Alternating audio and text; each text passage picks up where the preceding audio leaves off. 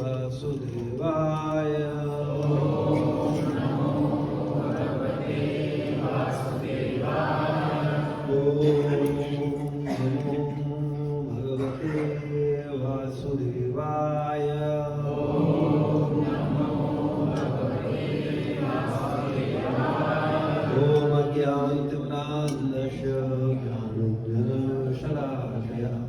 चक्षुरुन्मिलितं येन तस्मै श्रीगुरुवे नमः।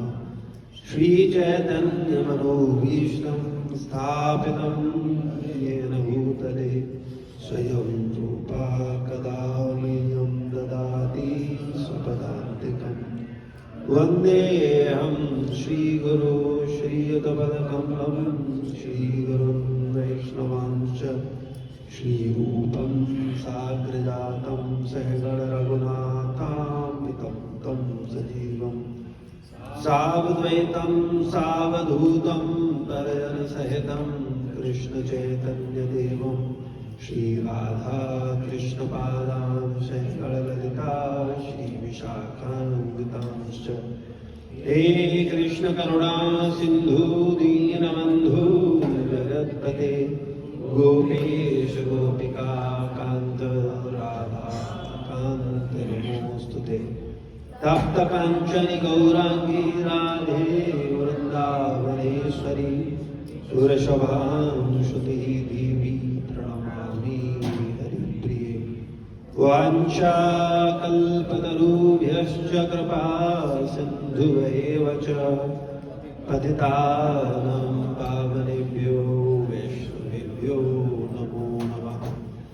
जय श्री कृष्ण चैतन्य प्रभु नित्यानंद श्री अद्वैत गदाधर श्रीवासादि गौर भक्तवृंद।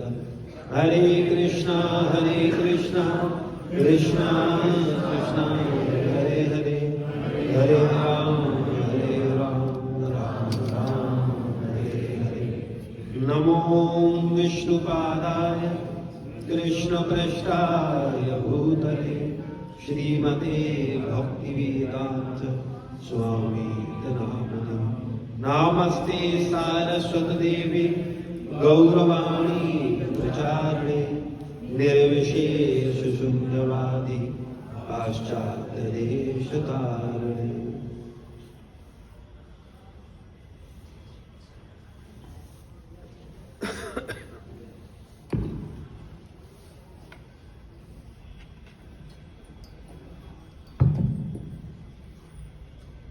हरे कृष्णा।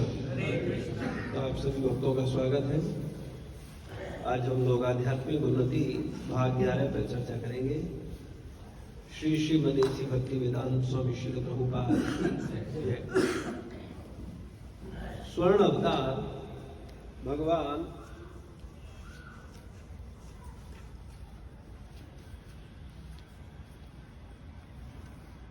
स्वर्ण अवतार भगवान श्री चैतन्य महाप्रभु श्री धाम मायापुर नवद्वीप पश्चिम बंगाल में लगभग 500 वर्ष पूर्व प्रकट हुए थे। देश की यह प्रथा है कि जब शिशु का जन्म होता है तो ज्योतिषी को आमंत्रित किया जाता है। जब भगवान श्री कृष्ण 5000 वर्ष पूर्व प्रकट हुए थे तो उनके पिता द्वारा गर्ग मुनि को बुलाया गया था। गर्गाचार्य ने कहा, यह शिशु पूर्व में 3 वर्ण शुक्ल रक्त और पीत में प्रकट हुआ था और अब इसका कृष्ण वर्ण हुआ है। शास्त्रों में श्री कृष्ण का वर्ण मेघ के समान काला कहा गया है। भगवान श्री चैतन्य को श्री कृष्ण समझा जाता है जो पीत वर्ण में प्रकट हुए। वैदिक शास्त्रों में इसके कई प्रमाण हैं। श्री चैतन्य महाप्रभु श्री कृष्ण के अवतार हैं और इसे विद्वानों और भक्तों के द्वारा प्रमाणित किया गया है। श्रीमद् भागवत में भी इसकी पुष्टि की गई है। 11वें स्कंद के 5वें अध्याय के 32वें श्लोक में कलयुग में वे अपना वर्णन श्री कृष्ण के भक्त के रूप में करते हैं और उनका वर्ण काला नहीं पर वे श्री कृष्ण हैं। इस अवतार की दूसरी विशेषता यह है कि वे सदा ही अपने पार्षद सहकारी जनों के साथ रहते हैं। भगवान कृष्ण दो प्रयोजन के लिए यहाँ आते हैं, भक्तों की रक्षा करने के लिए और दुष्टों का नाश करने के लिए। इस युग में श्री चैतन्य महाप्रभु का मिशन भी यही है, भक्तों की रक्षा करना और अभक्तों को नष्ट करना। परंतु इस युग में भगवान का अस्त्र भिन्न है। जो चक्र गदा कोई घातक अस्त्र नहीं है, उनका अस्त्र है संकीर्तन अभियान। इसीलिए श्रीमद् भागवत में यह कहा गया है कि श्री चैतन्य महाप्रभु इस युग के भगवान के अवतार हैं और उनका पूजन कैसे किया जाता है। पूजा की विधि बहुत ही साधारण है। पार्षद सहित भगवान श्री चैतन्य का केवल एक चित्र रख लीजिए, बीच में भगवान श्री चैतन्य और उनके चारों ओर उनके प्रधान पार्षद श्री नित्यानंद प्रभु, श्री अद्वैत प्रभु, श्री गदाधर पंडित और श्रीवास पंडित। तो आप में से कितने लोगों ने चैतन्य महाप्रभु का नाम सुना है? ये हम लोग इसमें पहली बार चर्चा कर रहे हैं ना। तो चैतन्य महाप्रभु को भक्त के रूप में बहुत लोग जानते हैं। आप लोगों के कई साहित्य में भी चैतन्य महाप्रभु का वर्णन है, तो वहां पर भक्त के रूप में लोग उनको आदर करते हैं। लेकिन भगवान के रूप में उन्हें कम लोग जानते हैं, क्योंकि ये भगवान का कैसा अवतार है? गुह्य अवतार है, छुपा हुआ अवतार है। तो कितने लोग चैतन्य महाप्रभु को भक्त के रूप में जानते हैं? बहुत अच्छा। और कितने लोग चैतन्य महाप्रभु को भक्त के रूप में जानते, सॉरी भगवान के रूप में जानते हैं? बहुत अच्छा। तो वास्तविकता में किसी को भी भगवान बनाया नहीं जाता है, भगवान भगवान होते हैं। ऐसा नहीं है कि चैतन्य महाप्रभु को भगवान इस्कॉन वालों ने बना दिया, या कोई संस्था ने बना दिया, या गौड़ी मठ ने बना दिया, या चैतन्य मठ ने बना दिया। ऐसा नहीं। चैतन्य महाप्रभु वास्तविकता में स्वयं कौन है? श्री कृष्ण है। और वो आए हैं किस रूप में? भक्त के रूप में। कोई भगवान का अवतार कैसे जाना जाए? किसी को भगवान नहीं माना जा सकता। और सरल भाषा में कई बार आप लोगों को चर्चा किया कि सत्य को कैसे जाना जाए। कोई कुछ और बोल रहा है, कोई कुछ बोल रहा है, कोई कुछ बोल रहा है। तो वास्तविकता में ये कैसे जाना जाए कि सत्य क्या है?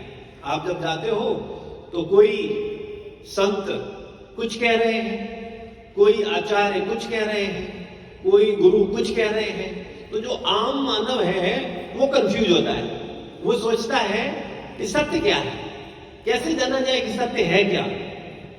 तो वास्तविकता में सत्य को जानने के लिए आचार्यों ने एक विधि बताई। अच्छा, ये आपके मन में असमंजस रहता है कि नहीं रहता है कि कोई कुछ कह रहा है, कोई कुछ कह रहा है, कोई कुछ और बोल रहे हैं, भाई ये वाले संत कुछ और बोल रहे हैं, वो बाबा जी कुछ और बोल रहे हैं। क्या आखिर में सत्य है क्या? अगर भगवान की बात आती है कि भगवान श्री कृष्ण परमात्मा है, तो बहुत सारे लोग बोलते हैं कि नहीं, हनुमान जी परमात्मा है। बहुत से लोग बोलते हैं नहीं, शिव जी परमात्मा है। तो कुछ लोग सूर्य की उपासना करते हैं, वो सूर्य को सब कुछ मानते हैं। तो अलग अलग लोग अलग अलग गुणगान करते हैं। तो कैसे जाना जाए सत्य क्या है, सत्य को कैसे समझा जाए? तो इसकी विधि है, आचार्यों ने बताया, गुरु साधु शास्त्र। आपके जो गुरु हैं वो प्रमाणित परंपरा में होने चाहिए, पहली बात। वो जो बोलेंगे वो शास्त्र में होना चाहिए। गीता, भागवत, पुराण, उपनिषद, वेद, और उसका अनुमोदन अन्य सिद्ध संतों द्वारा होना चाहिए। जैसे मीरा जी है, तुलसी जी है, तुकाराम जी है, जो सिद्ध संत हुए हैं वो भी वही बात बोले। तो जब तीनों बातें एक दिशा में हो, एक ही हो, तब उसमें संदेह करने की कोई गुंजाइश नहीं, फिर अपना दिमाग लगाने की जरूरत नहीं। लेकिन यहां तक को दिमाग लगाना है तो इससे क्या होगा, आप भटकेंगे नहीं, आपको कोई गुमराह नहीं कर पाएगा। तो 3 चीजें कौन कौन सी? गुरु, साधु, शास्त्र। अभी शास्त्र में और साधु में मतभेद नहीं है। जो सिद्ध संत हैं उनको अगर आप पढ़ेंगे तो वो अलग अपनी बात नहीं लिखे। अगर आप रामचरितमानस को, तुलसीदास जी का ग्रंथ पढ़े तो आपको उसमें सब कुछ भागवत तथा भगवत गीता के सिद्धांत मिलेंगे। उन्होंने कुछ मनगढ़ंत नहीं लिखा। मीरा जी के पद हैं, सूरदास जी के पद हैं, उनको अगर आप पढ़ेंगे तो उनकी अपनी एक प्रामाणिकता है। तुकाराम जी के अभंग हैं। तो ये लोग जो बोलते हैं और शास्त्र में जो है उसमें कोई भेद नहीं है, एक ही है। लेकिन इसके बाद जो पीढ़ी आई गुरु, वो थोड़ा सा बहुत समझदारी का विषय है। क्योंकि संसार में बड़े अच्छे भगवान के प्रमाणित भक्त भी हैं, गुरुजन भी हैं, और गुरु के रूप में बहुत सारे ढोंगी और पाखंडी भी हैं। तो इसलिए हमें इतना बुद्धिमान बनना होगा कि हमारा जो ज्ञान है वो गुरु, साधु, शास्त्र पर प्रमाणित हो। तो जो प्रमाणित परंपरा के गुरु होते हैं वो किसके आधार पर बोलते हैं? शास्त्र के आधार पर। अपना उनका कोई मत नहीं होता, उनका कोई विचार नहीं होता। और जो सिद्ध संत हैं वो उसका अनुमोदन करते हैं। तो चैतन्य महाप्रभु भगवान हैं, इसके लिए कैसे समझा जाए, कैसे जाना जाए इसे? क्योंकि शास्त्रों में इसका स्पष्ट वर्णन है, कई जगह भागवत में, अन्य पुराणों में भी वर्णन आ रहा है। और सिद्ध संतों ने चैतन्य महाप्रभु को स्वयं कृष्ण के रूप में स्वीकार किया है। यहां तक कि मीरा जी चैतन्य महाप्रभु को भगवान के रूप में, भगवान कृष्ण के रूप में स्वीकार करते थे। उनकी जो प्रार्थनाएं हैं उसमें उनका वर्णन आता है। इसके अलावा भी आप देखेंगे, अगर आप गीता प्रेस गोरखपुर का चैतन्य महाप्रभु विशेषांक ले लें तो उसको आप पढ़ेंगे तो आपको पता चलेगा कि वहां स्पष्ट रूप से ढेरों उदाहरण देकर के समझाया गया है कि चैतन्य महाप्रभु कौन है? भगवान श्री कृष्ण है। और भगवान कृष्ण कौन है? अनंत ब्रह्मांडों के मालिक, एकमात्र परमात्मा। तो आप विचार करो, आज के 500 साल पहले भगवान हम लोगों के बीच में थे। यानी 5000 साल की बात जब होती है तो हम कहते हैं पता नहीं 5000 साल पहले क्या था क्या नहीं था। 500 साल पहले तो बहुत सारे हिसाब थे। आप अगर जाओ जगन्नाथपुरी तो वहां गंभीरा एक स्थान है, वहां चैतन्य महाप्रभु की चरण पादुकाएं आज भी है। तो कहने का मतलब यह है कि चैतन्य महाप्रभु जो है वो कौन है? स्वयं भगवान श्री कृष्ण है। लेकिन ये उनका अवतार कैसा है? गुह्य अवतार है, छुपा हुआ अवतार है। ये भक्त के रूप में अवतार है, भगवान के रूप में नहीं। जैसे कृष्ण आए, राम आए, तो भगवान राम आए कैसे आए? मर्यादा पुरुषोत्तम। आप भगवान राम की सारी लीलाओं में देखोगे एक मर्यादा पुरुषोत्तम, एक अच्छे इंसान का, मनुष्य का व्यवहार दिखाया उन्होंने, है ना? आप जगह जगह देखो, कहीं उन्होंने भगवत्ता का प्रदर्शन नहीं किया। लेकिन अगर आप कृष्ण को देखो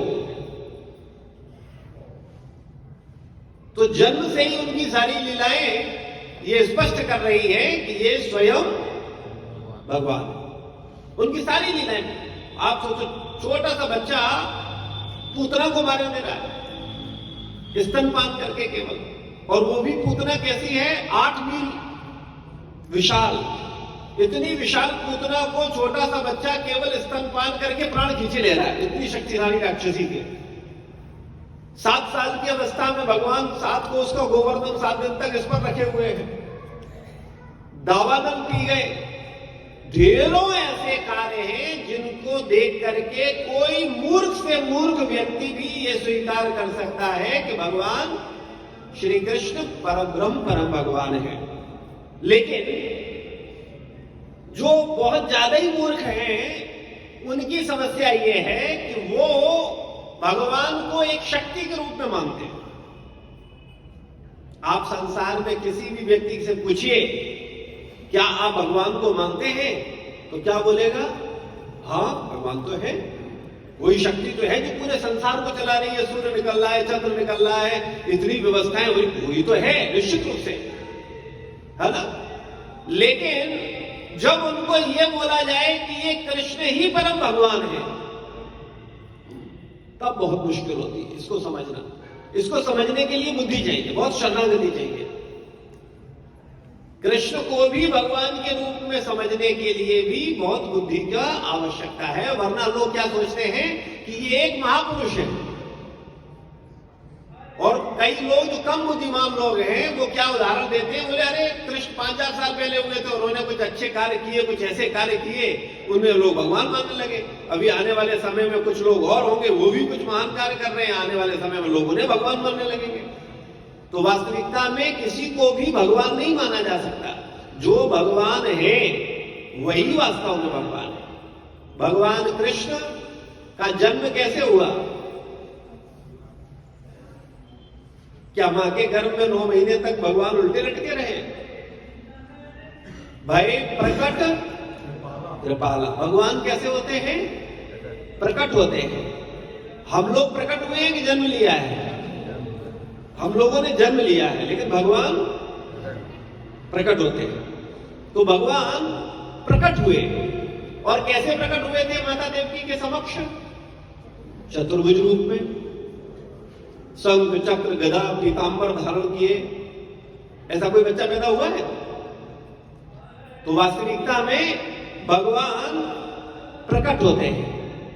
भगवान जन्म नहीं लेते, वो मां के गर्भ में 9 महीने तक उल्टे नहीं लटके रहते। लेकिन हम लोगों का चूंकि जन्म ऐसे हुआ है, इसलिए हमको लगता है भगवान का भी जन्म ऐसे हुआ है, लेकिन वास्तविकता में भगवान इससे भिन्न है, वो साधारण नहीं है।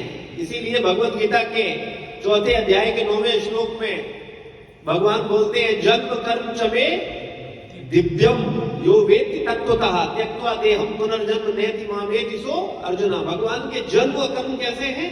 दिव्य है, वो साधारण नहीं है। उन्हें जो समझ जाएगा वो भी जन्म मृत्यु के चक्कर से मुक्त हो जाएगा। तो वास्तविकता में भगवान जो कृष्ण है वो कौन है?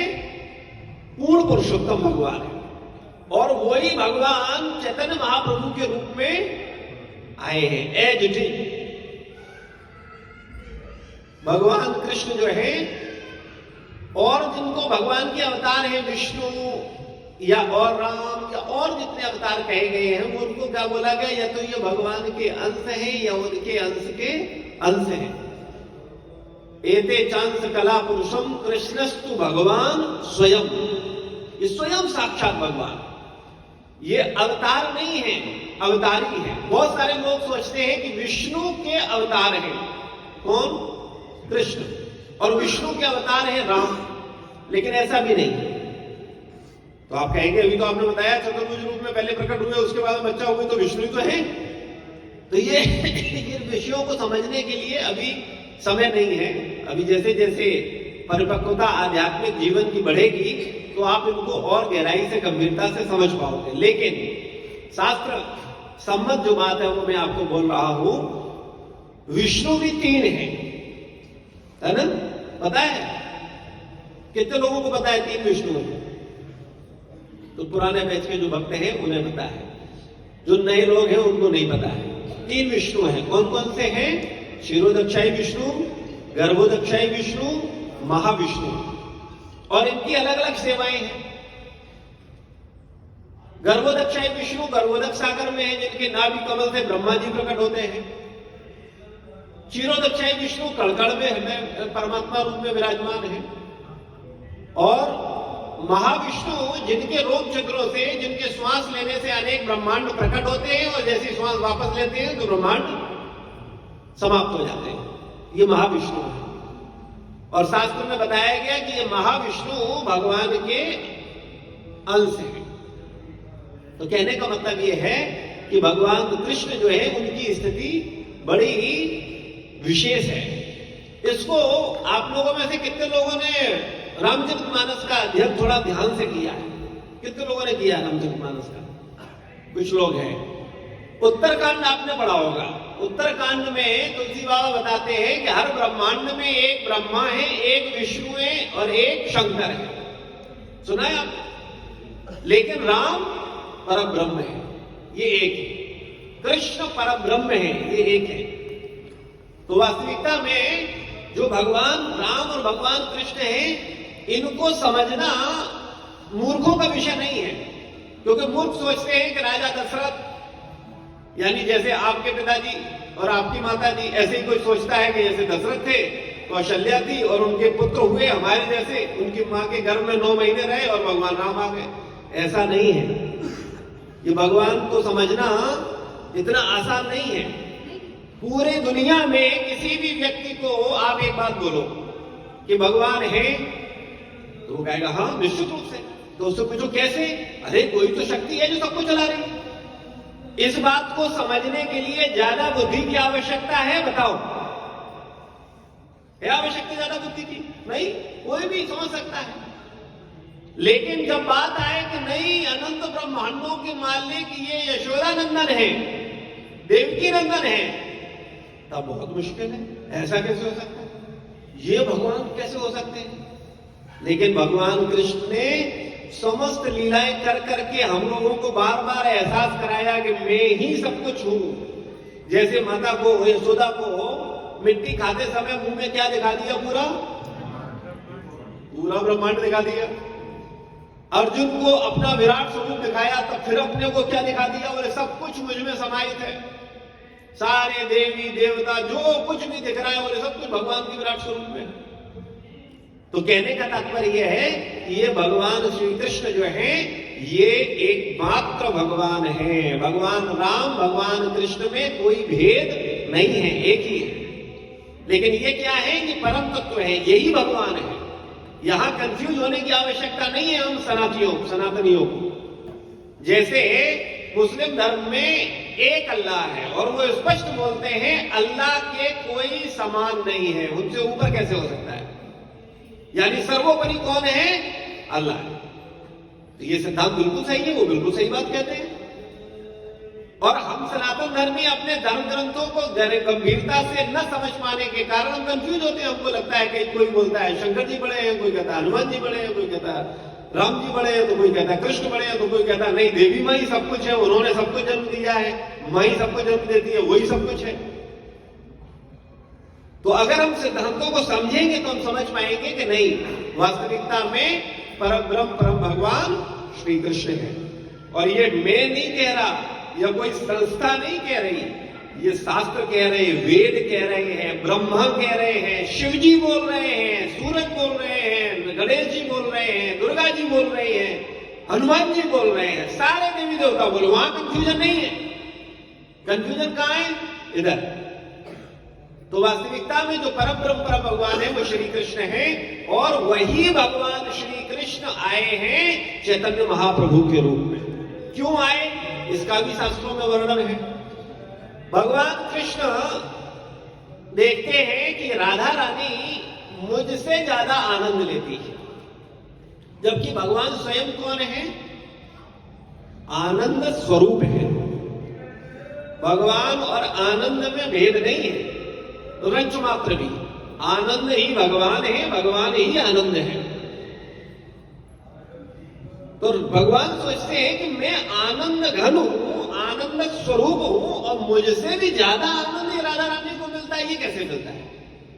ये मेरे रूप माधुरी को देख करके इतना ज्यादा आनंद कैसे लेती है? तो भगवान क्या करते हैं? राधा रानी के भाव को, उनकी सोचने के प्रोसेस को, उनके दृष्टिकोण को स्वीकार कर लेते हैं। और जैसे ही भगवान राधा रानी के भावनाओं को स्वीकार करते हैं, वैसे ही श्याम वर्ण के कृष्ण गौर वर्ण के गौरांग हो जाते हैं। तो ये कौन है? गौरांग महाप्रभु। चैतन्य महाप्रभु का एक नाम है गौरांग महाप्रभु। और भगवान राधा रानी क्या है? भगवान की महान भक्त है। सारी भक्तों में सबसे श्रेष्ठ भक्त राधा रानी है। तो वो राधा रानी के भाव में जब भगवान आते हैं तो वो भी किस रूप में आते हैं? भक्त रूप में, भक्त बन जाते हैं। और आप देखते हैं चैतन्य महाप्रभु को अगर किसी ने पढ़ा हो तो आप देखते हैं वो कृष्ण प्रेम में मूर्छित हो जाते थे, गिर जाते थे। कहीं भी भगवान का स्मरण होते ही उनको अपनी सुध-बुध नहीं रहती थी। ये था उनका भगवान के प्रति विशेष महाभाव का प्रेम। हम लोगों को याद करते करते भी भगवान याद नहीं आते कि नहीं आते? आप लोग नाम लेते हो भगवान याद आते हैं, 16 माला करते हो उसमें भी भगवान नहीं आते, और उनको भगवान का नाम लेते ही मूर्छा आ जाती थी। प्रेम था ना। देखो इसको ऐसे समझो, इसका एहसास आप थोड़ा सांसारिक भावनाओं से कर सकते हो।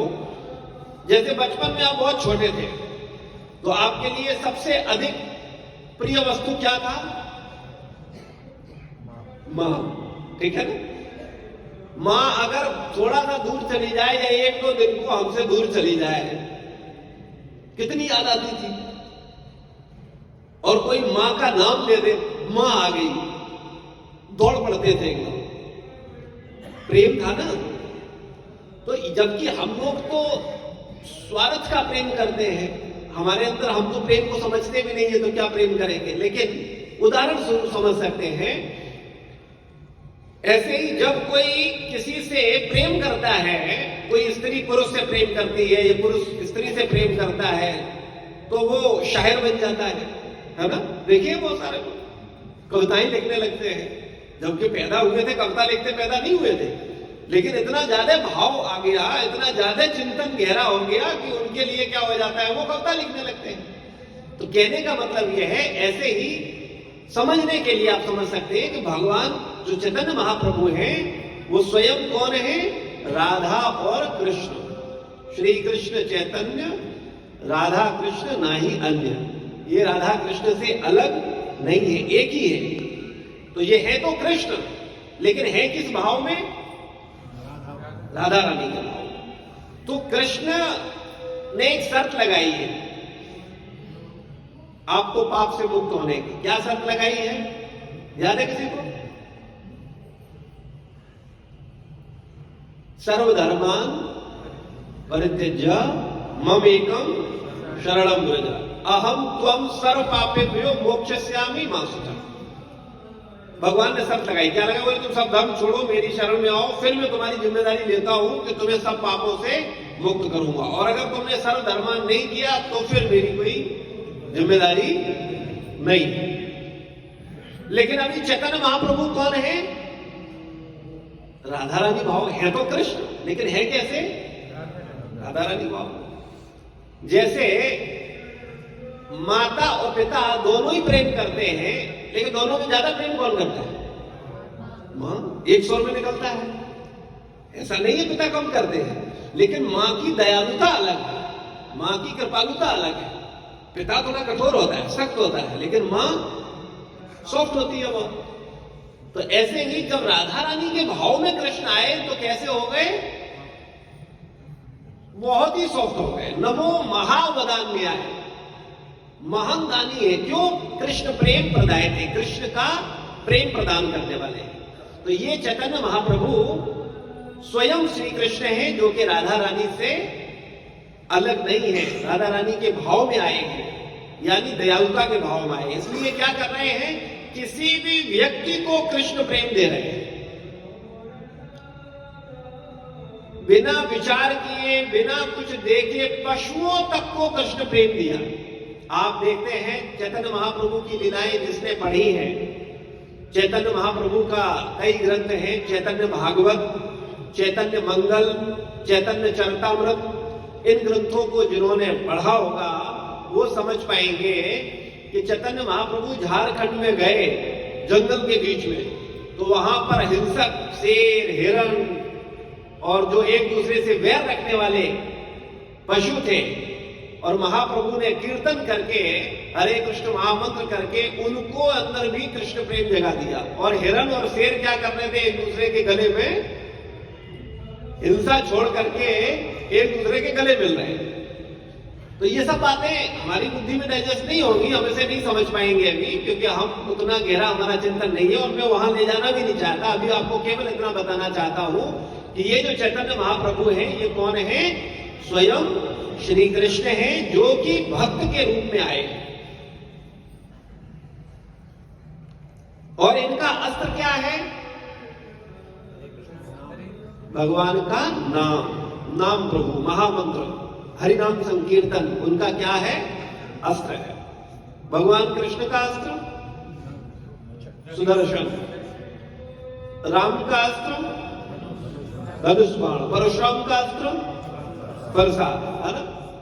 तो ये भगवान चैतन्य महाप्रभु जब आए तो ये हरे कृष्ण महामंत्र का अस्त्र क्यों लेकर के आए, हम लोग चर्चा कर चुके हैं। पता है किसी को? नहीं पता? एक व्यक्ति को पता है और लोगों नहीं पता, तो सुन लीजिए। ये महामंत्र लेके क्यों आए अस्त्र के रूप में? कारण यह है कि संसार में दो प्रकार के लोग हैं। संसार में दो ही जातियां हैं, है ना? आप कहेंगे नहीं, ब्राह्मण, क्षत्रिय, वैश्य, शूद्र, यवन, मलेच्छ, बहुत कुछ है। दो कैसे हैं? वास्तविकता में अगर इन दो जातियों को लोग समझ जाएं तो बड़ी आत्मीयता हो जाए संसार में, और बहुत सारी प्रॉब्लम से हम लोग बाहर आ जाएं। और ये दो जातियां हैं, अच्छी भावना के लोग और बुरी भावना के लोग। ये सब जगह है। क्या ब्राह्मणों में अच्छी भावना और बुरी भावना के लोग नहीं हैं? क्या क्षत्रियों में अच्छी और बुरी भावना के लोग नहीं हैं? क्या वैश्य में अच्छे बुरे नहीं हैं? क्या शूद्र में अच्छे बुरे नहीं हैं? क्या यवन में अच्छे बुरे नहीं हैं? क्या मलेच्छ में अच्छे बुरे नहीं हैं? सब जगह अच्छे बुरे हैं। तो जो अच्छी भावना के लोग हैं उनको गीता के अनुसार बोला जाता है देवीय स्वभाव, और जो बुरी भावना के लोग हैं उनको बोला जाता है आसुरी स्वभाव। तो ये असुर और देवता अलग अलग युगों में अलग अलग स्थान पर रहते थे। सतयुग में देवता अलग ग्रह पर रहते थे और असुर अलग ग्रह पर रहते थे, जैसे इंद्र और हिरण्यकश्यपु, हिरण्याक्ष, सतयुग की बात है। त्रेता युग में क्या हुआ? एक ही लोक में आ गए। लंका में रावण है और अयोध्या में राम है, लेकिन अलग अलग रहे। ग्रह एक हो गया लेकिन क्षेत्र अलग अलग रहे। द्वापर में एक ही परिवार में आ गए, अर्जुन, दुर्योधन, पांडव और कौरव। कौरव कैसी भावना के हैं? आसुरी भावना के हैं, और पांडव देवी भावना के हैं। और कलयुग में एक शरीर में ही आ गए। हमारे ही अंदर असुर है और हमारे अंदर देवता है। तो अगर, क्योंकि कलयुग में अवतार हुआ भगवान का चैतन्य महाप्रभु, तो अगर भगवान सुदर्शन लेके आते हैं और सुदर्शन चलता तो क्या होता? असुर मरता, उसके साथ साथ देवता भी हम भी मर जाते हैं, यानी देवता भी मरता और असुर भी मरता। तो इसलिए यहां पर धनुष बाण से काम नहीं चलेगा, अभी सुदर्शन से काम नहीं चलेगा। अच्छा, आप में से कितने लोग ऐसे महसूस करते हैं कि आपके अंदर असुर भी है और आपके अंदर देवता भी है? ठीक है, कुछ लोग रियलाइज कर रहे हैं। तो हमारे अंदर जो असुरत्व का भाव है, जो बुराई का भाव है, जो आसुरी भावना है, उसको नष्ट करने के लिए भगवान क्या अस्त्र लेकर के आए महाप्रभु? हरे कृष्णा कृष्णा कृष्णा हरे हरे, हरे राम राम राम हरे हरे। जो व्यक्ति ये हरे कृष्ण महामंत्र की 16 माला का जाप करेगा, उसके अंदर का असुर धीरे धीरे कमजोर पड़ेगा और अंतोगत्वा मर जाएगा। लेकिन करना पड़ेगा। हम लोग अपने असुर को मारना नहीं चाहते। कई लोगों को तो लगता है कि अगर असुर मर गया फिर हम जी के क्या करेंगे, है ना? कितने लोग ईमानदारी से चाहते हैं कि आपका असुर मर जाए? ईमानदारी से बताओ। कुछ लोग चाहते थे, बहुत से आंख खड़ा नहीं कर रहे, बोले नहीं प्रभु हम नहीं चाहते। ज्यादातर लोग चाह रहे हैं, लेकिन बहुत से लोग नहीं चाह रहे, बोले सारा मजा चला जाएगा। ये असुरी तो मजा दिलवाता है और इसी को मार दिया, फिर क्या करेंगे? मजा देवता दिलवाता है कि असुर दिलवाता है? बताओ, असुर दिलवाता है ना। तो अगर इसे मार दिया तो मजा दिलवा रहा है उसको मार दोगे फिर क्या होगा? तो बहुत से लोग सोचते हैं बोले फिर क्या करेंगे, फिर तो बेकार हो जाएगा। लेकिन नहीं, ये असुर मजा नहीं दिलवाता, यह मजा के चक्कर में आपको बड़ा रुलाता है, परेशान करता है, फ्रस्ट्रेटेड करता है, परेशान करता, तो समझते नहीं है। हम आज दुखी हैं तो एकमात्र आसुरी भावनाओं के कारण, और कोई कारण नहीं है। अगर ये आसुरी भावनाएं हमारी समाप्त हो जाएं तो हम जीते जी सुखी हो जाएं। तो इसलिए इन आसुरी भावनाओं को मारने के लिए भगवान ने क्या किया, हम सब पर दया करी और नाम अस्त्र लेकर के आए, हरि नाम लेके आए, और उन्होंने हर गली गली सबको भगवत नाम का प्रचार किया, घर घर में हरे कृष्ण महामंत्र को बोला। तो जब वो हरे कृष्ण महामंत्र का प्रचार कर रहे थे और जातिवाद देखे बिना किसी को भी महामंत्र दे रहे थे, तो ये 500 साल पहले की बात है। और 500 साल पहले भारत में बड़ा कट्टर बात था, क्योंकि वो शास्त्र को बहुत मानते थे। अभी वर्तमान समय में तो शास्त्र को वैल्यू नहीं देते, लेकिन 500 साल पहले बहुत वैल्यू देते थे। तो शास्त्र में ये वचन है कि ब्राह्मण तो वेद मंत्र जप सकता है, लेकिन शूद्र नहीं कर सकता। ये शास्त्र का वचन है। अब इसमें बहुत सारे शूद्र बुरा मान जाते, बोले ऐसे कैसे हो गया, ऐसा अच्छा मतलब एकाधिकार हो गया, ब्राह्मणों ने लिखा और अपना लिख लिया कि देखो अपनी व्यवस्था खुद कर ली। ऐसा करके बहुत सारे लोग बड़ा द्वेष करते हैं और बहुत से लोग उनको भड़काते भी हैं लोग। अच्छा, चूंकि आम जनता तो मूर्ख है, उसको पता नहीं कुछ, तो कुछ भी मान लेती है। लेकिन शास्त्र में कुछ लिखा है तो उसका कारण है। जैसे आप मुझे बताओ, आप 3rd क्लास के बच्चे को साइन थीटा कॉस थीटा समझाते हो, तो अगर मना करो कि नहीं तुम्हारा बच्चा 3री क्लास में ऐसे साइन थीटा कॉस थीटा नहीं समझाया जाएगा, तो माता पिता के अच्छा तो मेरे बच्चे के साथ जाति कर रहे हो, उसको सिखाना नहीं चाहते हो। अरे सिखाएंगे भी तब भी नहीं सीख पाएंगे। लेकिन उसको समझना, इन गहराइयों में नहीं जाएंगे, लेकिन मैं केवल वेद बात की, शास्त्र की बात कर रहा हूं कि वहां पर उस समय क्या था। तो उस समय क्या करते थे, शास्त्र को एज इट इज मानते थे। लेकिन अब महाप्रभु, क्योंकि सब नियम कानून बनाने वाला कौन है? भगवान। ब्राह्मण नहीं है, भगवान है, वेद भगवान। ब्राह्मण तो केवल क्या करता है, शास्त्र की बात को बोलता है, पढ़ता है, लेकिन नियम बनाने वाला कौन है? तो भगवान है। वेद क्या है? भगवान की वाणी, ज्ञान। तो भगवान तो जो चाहे तो कर सकते हैं। तो भगवान ने क्या किया, सबको बोले, देने लगे, बोले हरे कृष्ण। तो बहुत सारे ब्राह्मणों ने ऑब्जेक्शन किया, बोले ये क्या कर रहे हो आप, ये वेद मंत्र है, इसको सारे लोग जप रहे हैं। तो महाप्रभु ने कहा ठीक है, वेद मंत्र है हरे राम राम राम हरे हरे, हरे कृष्ण कृष्ण कृष्ण हरे हरे। तो भगवान ने क्या किया, तो उल्टा कर दिया, हरे कृष्ण कृष्ण कृष्ण हरे हरे, हरे राम राम राम हरे। बोले अब तो तुम्हारा मंत्र नहीं है वेद मंत्र। तो ब्राह्मण बोले हाँ अब तो नहीं है। तो ठीक अब दे सकते हैं, बोले आप तो भगवान है ना, वो तो किसी को भी चकरा सकते हैं। तो भगवान को कल्याण करना था सबका। भाई आप हरे कृष्ण बोलो या हरे राम बोलो, क्या फर्क पड़ता है, भगवान मंत्र तो वही है। लेकिन भगवान चैतन्य महाप्रभु ने ये मंत्र को क्या किया, उल्टा कर दिया। और उल्टा करके क्या किया, सबको अधिकार दे दिया। बोले कोई हो, शूद्र हो, वैश्य हो, कुछ भी हो, कोई भी व्यक्ति इस मंत्र का जाप करके क्या करता है, अपनी चेतना को शुद्ध कर सकता है, अपने असुरत्व को नष्ट कर सकता है। तो महाप्रभु ने यह विशेष कृपा किया और सबको दिया, बोले सारे लोगों को। और इतना प्रचार प्रसार किया कि उस समय बिना इंटरनेट के समय में, आज तो चीजों को पहुंचाना आसान है, अपनी बात को लोगों तक पहुंचाना बहुत आसान। उस समय जब आप चिट्ठी लिखते थे और आपकी चिट्ठी पहुंचती थी 1 हफ्ते 10 दिन बाद, यानी आपका मैसेज पहुंचना ही बड़ा मुश्किल था। उस समय उन्होंने कितना प्रचार किया था कि लाखों लोग उनके साथ कीर्तन करते हुए चलते थे, सैकड़ों मृदंग, और लाखों लोग उनके साथ चल रहे हैं। तो चूंकि वो तो स्वयं भगवान है, वो तो कुछ भी कर सकते हैं। तो चैतन्य महाप्रभु जो है वो कौन है? स्वयं साक्षात श्री कृष्ण है, जो 500 साल पहले हमारे ही बीच में थे।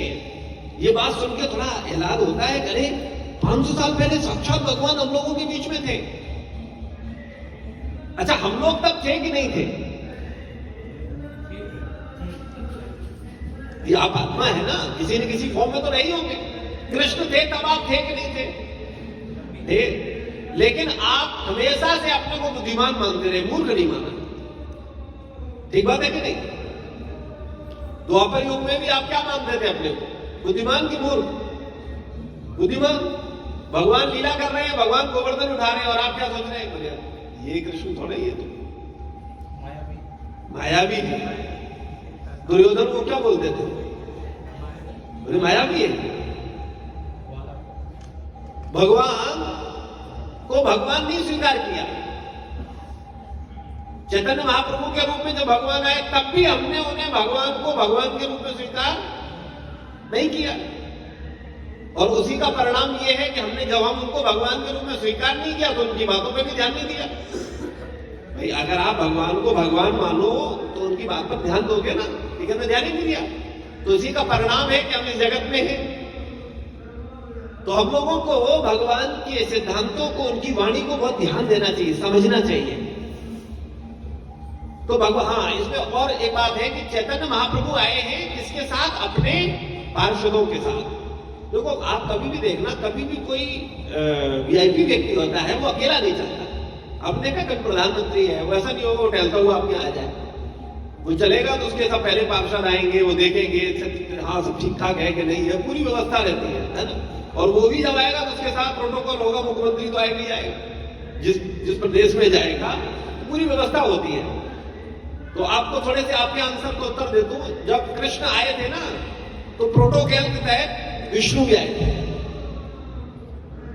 कि भाई अनंत ब्रह्मांडों के मालिक आ रहे हैं, तो प्रोटोकॉल बनता है ना कि इस ब्रह्मांड के जो विष्णु हैं उनको तो पहुंचना पड़ेगा ना।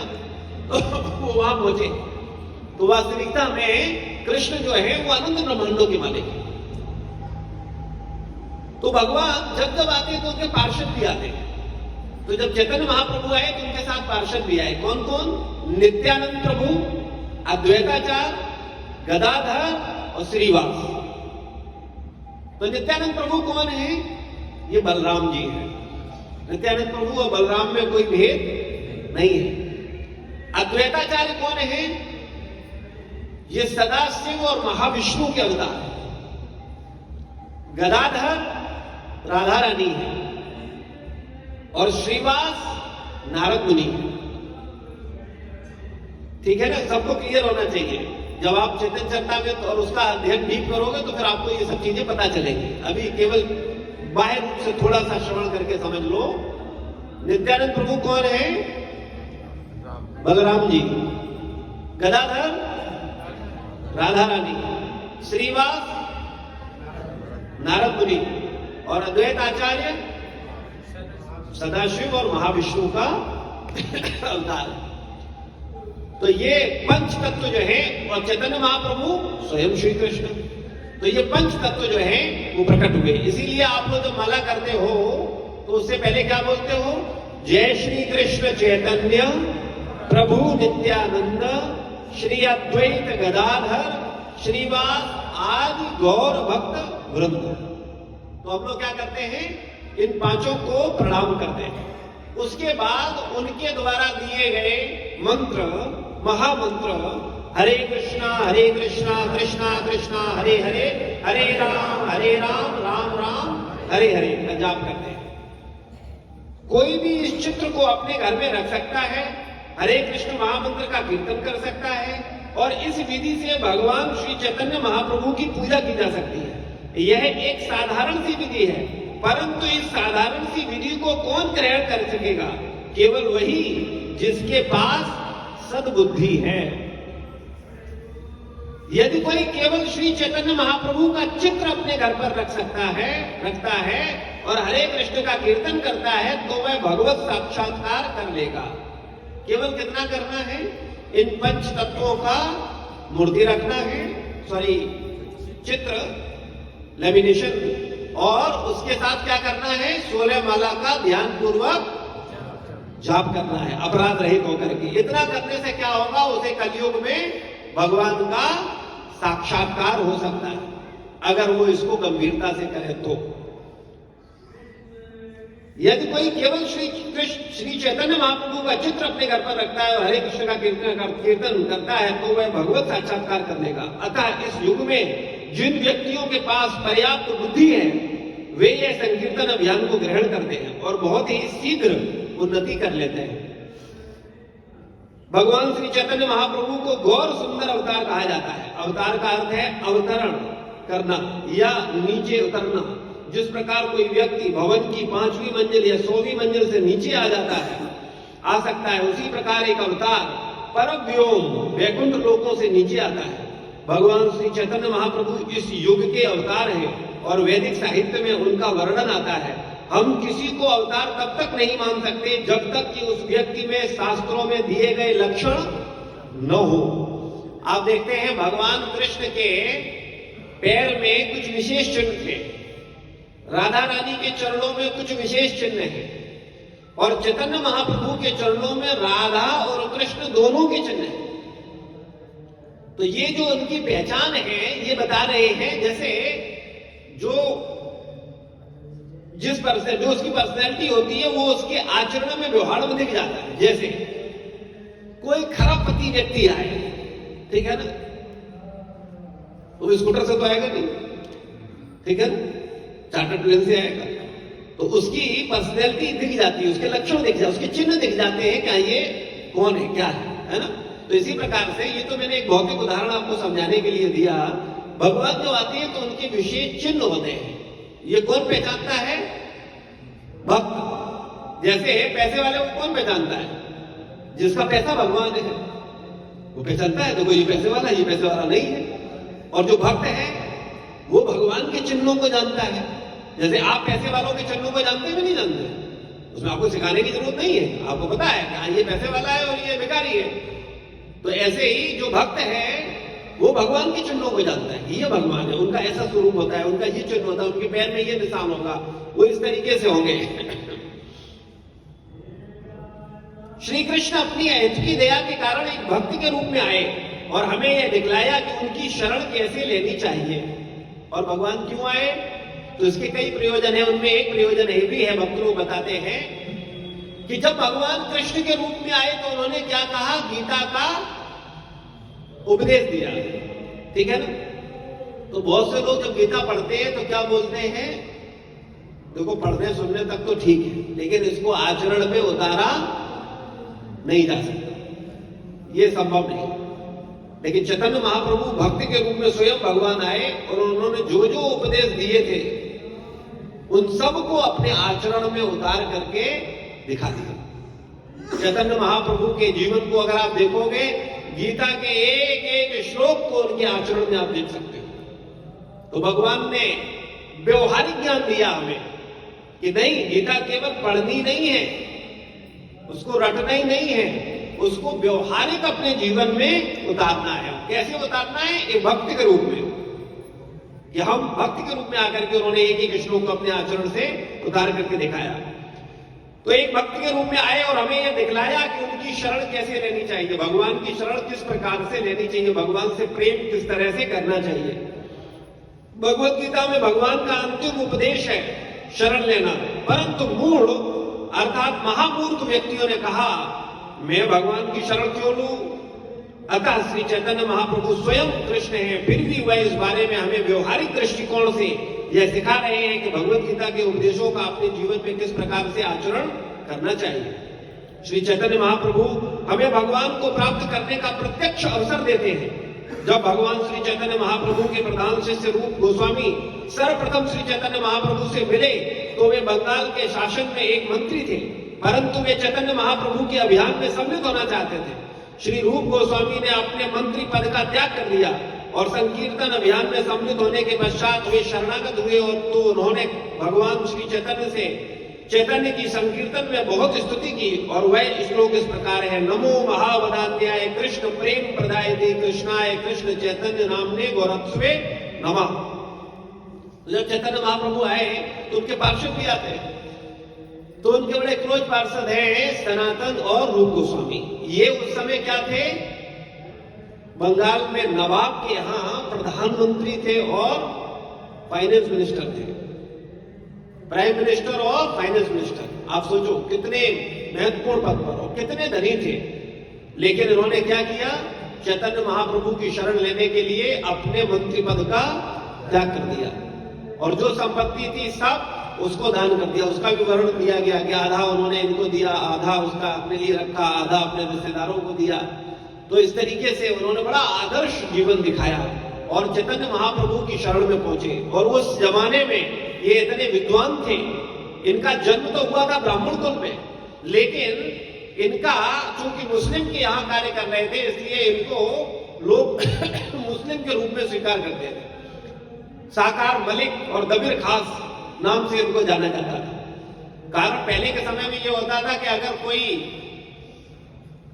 मुस्लिम अपना पानी डाल दे तो वो क्या होता था, वो व्यक्ति समाज उसे क्या करता था, बहिष्कृत कर देता था कि नहीं ये तो मुस्लिम है। तो ये तो मुस्लिम के यहां खाना खा रहे थे, वहां नौकरी कर रहे थे, वहां पर उनका वेतन ले रहे थे, तो ये अपने को बड़ा पतित मानते थे और चैतन्य महाप्रभु की शरण ली, जबकि बड़े विद्वान थे। उनको उस जमाने में फारसी, उर्दू, संस्कृत, हिंदी कई भाषाओं का ज्ञान था और बहुत बुद्धिमान थे और प्रधानमंत्री थे। लेकिन जब चैतन्य महाप्रभु की शरण ली, क्योंकि चैतन्य महाप्रभु को गुरु के रूप में स्वीकार किया, तो ये सनातन गोस्वामी कैसे आते हैं, अपने मुंह में घास का तिनका दबा करके और आकर के उनको साष्टांग प्रणाम करते हैं और बोलते हैं के आमी, बंगला भाषा में के आमी का मतलब होता है मैं कौन हूं। ये सारा संसार मुझे बोलता है कि ये पंडित है, ये बड़े विद्वान है, ये बड़े बुद्धिमान है, ये प्रधानमंत्री है, ये फाइनेंस मिनिस्टर है, लेकिन वास्तविकता में मैं अव्वल दर्जे का मूर्ख हूं, क्योंकि मैं ये नहीं जानता कि मैं कौन हूं। तो आप सोच सकते हैं, एक वो प्रधानमंत्री थे, इतनी भाषाओं का ज्ञान था, इतने अनुभवी थे, एक बड़े साम्राज्य को संभाल रहे थे, और वो जब गुरु के पास पहुंचते हैं तो क्या आचरण करते हैं, घास का तिनका जैसे पशु दबाता है, पशु मानते हैं अपने कि मैं पशु जीवन जी रहा हूं। और हम लोगों की स्थिति क्या होती है, कुछ नहीं है, न समझ है, न उतना बुद्धि है, न उतना पद है, लेकिन फिर भी घास का तिनका तो छोड़ो, अपने को मूर्ख मानने को भी तैयार नहीं है। तो हम लोगों का बड़ा ईगो है, बड़ी प्रॉब्लम है हमारे अंदर, इसीलिए हमको सही बात समझाना बहुत मुश्किल है। तो यहां हम देख रहे हैं कि उन्होंने चैतन्य महाप्रभु की स्तुति लिखी है। वो क्या बोलते हैं, नमो महावदान्याय। क्यों महावदान का मतलब होता है बड़ा दानी, महान दानी। क्यों महादानी, ये कृष्ण प्रेम प्रदाय थी, ये कृष्ण प्रेम को क्या कर रहे हैं, वितरण कर रहे हैं। हे प्रभु, आप सब अवतारों में सर्वाधिक वदान्य हैं, उदार हैं। ये बात बड़ी महत्वपूर्ण है। आप देखिए, जो उदारता चैतन्य महाप्रभु ने दिखाई, वो उदारता न आपको कृष्ण के स्वरूप में, न राम के स्वरूप में या अन्य स्वरूपों में आपको वो उदारता नहीं देखने को मिलेगी। क्या उदारता, कि पशुओं को प्रेम दे दिया। बताओ, पशुओं तक को भगवान की भक्ति दे दी। एक कुत्ता था, कुत्ते को महामंत्र उड़ा, वो नाचने लगा, महामंत्र करने लगा। ये सब बातें हमारी समझ से थोड़ी परे होगी, हम लोग डाइजेस्ट नहीं कर पाएंगे इनको। लेकिन आप सोचो, तो हम लोगों के लिए बड़ी आशा बन गई। मैंने जब सुना, मैंने जब पढ़ा, तो मुझे बड़ी आशा बनी कि हाँ, अभी संभावना है हमारे कल्याण की, क्योंकि हम लोग तो पशु ही है। हमारा व्यवहार कैसा है, आहार, निद्रा, भय में तो 4 कार्य में लगे पूर्ण रूप से, 5वीं कोई चीज सूझती नहीं हम लोगों को। जैसे पशु होता है ना, पशु क्या करता है, 4 पे फोकस रहता है, आहार, निद्रा, भय और मैं तो। हम लोग भी नहीं 4 पे फोकस रहते हैं हमेशा। तो जब महाप्रभु की कृपा और उनके जीवन को देखा तो आशा लग गई कि नहीं, संभावना है हमारा भी उद्धार हो सकता है। हम लोग पशु मानसिकता के हैं, हमारा भी कल्याण संभव है, क्योंकि महाप्रभु ने क्या किया है, पशुओं को भी दिया। तो बोल रहे हैं कि हे प्रभु, आप सब अवतारों में, जितने अवतार हैं उन सब में सर्वाधिक दयालु है, उदार है। ऐसा क्यों, कृष्ण प्रेम प्रदाय थे, क्योंकि आप प्रत्यक्ष रूप से भगवान का प्रेम प्रदान कर रहे हैं। आपका दूसरा कोई उद्देश्य है ही नहीं। आपकी विधि इतनी सुंदर है, मनुष्य तत्क्षण ही भगवान से प्रेम करना सीख जाता है। अतः आप सब अवतारों में सर्वाधिक वदान्य हैं और स्वयं श्री कृष्ण के अतिरिक्त यह किसी के लिए संभव नहीं है कि वो इस प्रकार वरदान दे सके। अतः मैं कहता हूं, आप श्री कृष्ण हैं, कृष्णाय कृष्ण चैतन्य नाम ने। आप श्री कृष्ण हैं, परंतु आपने श्री कृष्ण चैतन्य नाम स्वीकार किया है। मैं आपकी शरण ग्रहण करता हूं। तो भगवान चैतन्य की यह विधि है। श्री चैतन्य महाप्रभु स्वयं श्री कृष्ण हैं और वे एक साधारण विधि द्वारा यह शिक्षा दे रहे हैं कि किस प्रकार भगवान से प्रेम विकसित किया जाए। वे कहते हैं, केवल कृष्ण कीर्तन करो, हरेर नाम हरेर नाम हरेर नामेव केवलम कलो नास्तेव नास्तेव नास्तेव गतिरन्यथा। हरि का नाम हरि का नाम हरि का नाम एव केवलम कलो कलियुग नास्तेव नास्तेव नास्तेव गतिरन्यथा। अन्य कोई रास्ता नहीं है, नहीं है, नहीं है। एकमात्र साधन क्या है? भगवान का नाम, हरि का नाम। इस पूजा में हरे कृष्ण महामंत्र का केवल कीर्तन करते जाओ। इसके अतिरिक्त और कोई विकल्प, दूसरी विधि है ही नहीं। भगवान श्री चैतन्य महाप्रभु के द्वारा भगवत प्रेम प्राप्त करने की कीर्तन विधि संकीर्तन कहलाती है। संकीर्तन एक संस्कृत शब्द है। सम का एक अर्थ है सम्यक यानी पूर्ण, और कीर्तन का अर्थ है कीर्ति, यश गाना, वर्णन करना।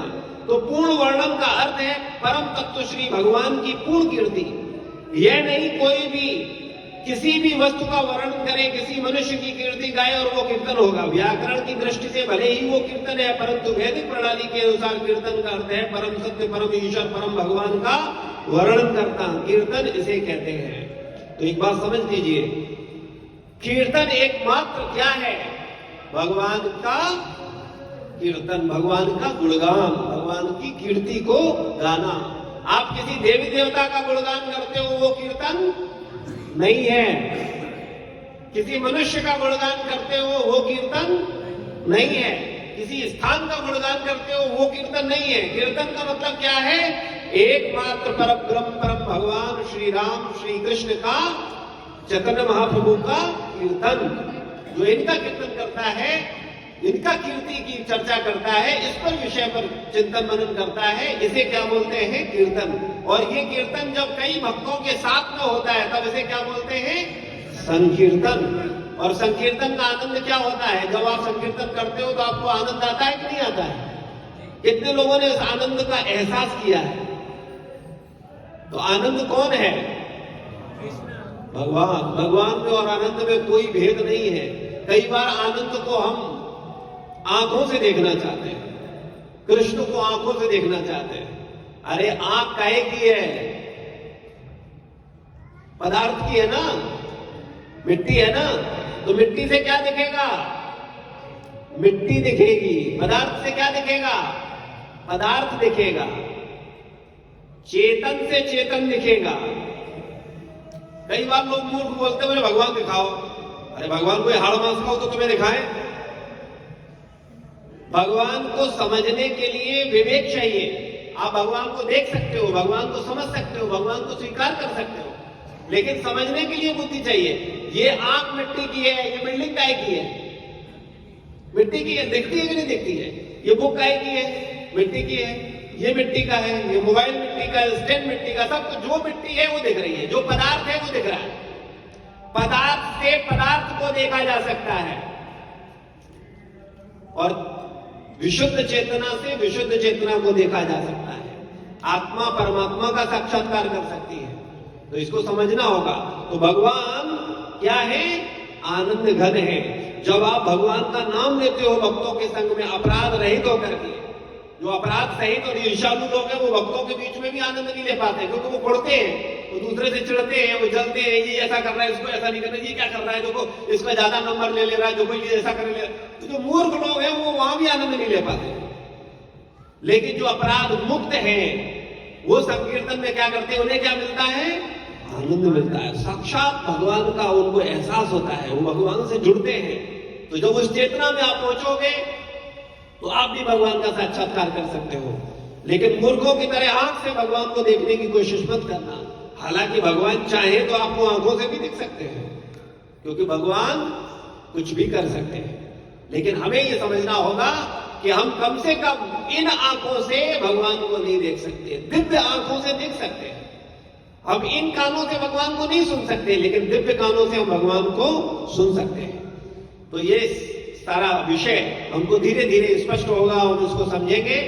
चैतन्य महाप्रभु की, श्री श्री राधा रमन बिहारी भगवान की, श्री श्री गौर निताय की, उपस्थित समस्त भक्त वृंद की। किसी का कोई प्रश्न है, कोई जिज्ञासा है तो पूछ सकता है। किसी भी भक्त का कोई प्रश्न, कोई जिज्ञासा, निसंकोच पूछिए। अभी जो चर्चा हुआ है उसमें कोई भी आपके मन में डाउट हो रहा हो, कुछ आपका विचार आ रहा हो, कुछ आप कहना चाहते हो, कह सकते हो जी। जैसे अभी आपने बोला कि हम लोग के अंदर अच्छे मतलब आसुरी विचार भी और दैनिक विचार भी, तो मुझे लगता है कि अच्छे विचार ज्यादा दिन नहीं टिकते हैं, बस 12-15 दिन सोचती कि अच्छा बुरा नहीं सोचूंगी, लेकिन फिर बुरा सोच लेती हूँ। हाँ, तो माता जी का प्रश्न है कि अच्छे विचार ज्यादा दिन नहीं टिकते हैं और बुरे विचार ज्यादा टिकते हैं। ये केवल माता जी की समस्या है कि और किसी की भी है? कितने लोगों की समस्या है? अच्छा, तो पूछा तो किसी ने नहीं। ज्यादा बुद्धिमान हो, पूछना तो चाहिए ना, क्या तरीका है, कैसे ऐसा होगा? वास्तविकता में जब कोई प्रश्न पूछता है तो बहुत ध्यान से सुनना चाहिए। वो हमारे भी प्रश्न होते हैं, हम कई बार पूछ नहीं पाते, सोच नहीं पाते, पहुंच नहीं पाते। तो कोई भक्त अगर पहुंच रहा है, सोच रहा है, तो बड़े ध्यान से सुनना चाहिए, उससे हमें भी लाभ मिलता है। तो माता जी का प्रश्न है कि ये बुरे विचार टिकते हैं और अच्छे विचार नहीं टिकते, इसका कारण क्या है? तो इसका मूल कारण ये है कि हम लोग जिसका ज्यादा चिंतन करते हैं वो ज्यादा गहरा स्थान बना लेते हैं। और सरल उत्तर दिया जाए तो जिसको ज्यादा भोजन देते हो वो ज्यादा शक्तिशाली होता है। भाई, आपके अंदर असुर भी है और आपके अंदर देवता भी है। अब दोनों में युद्ध हो तो कौन जीतेगा? जो बलवान होगा। कुछ लोग बोलते हैं बोले नहीं देवता जीतेगा, तो कुछ बोलते हैं असुर जीतेगा। अरे असुर और देवता नहीं, जो बलवान होगा वो जीतेगा। अब तुमने बलवान किसे किया है? अगर तुमने अपने असुर को भोजन दिया है, एक्चुअली नेगेटिव थिंकिंग रखी है, नेगेटिव विचार रखे हैं, तो तुम क्या कर रहे हो? अपने अंदर किसे पोषण कर रहे हो? असुर को। तो असुर को जब तुम पोषण करो, उसे खाना दे रहे हो, तो ताकतवर कौन होगा? तो वो देवता को क्या करेगा? पटक देगा। तो इसीलिए हमारा देवता चुपचाप बैठा रहता है, बोले भाई साहब जो करना है सो करो।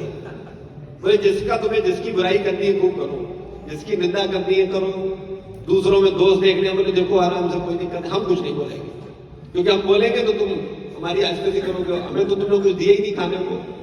और हम क्या करते रहते हैं? दोष देखते रहते हैं, बुराई करते रहते हैं, चुगली करते रहते हैं, अच्छे में भी बुरा देखते रहते हैं। और क्या करते हैं? ये सब करके अपने असुर को पोषित करते रहते हैं।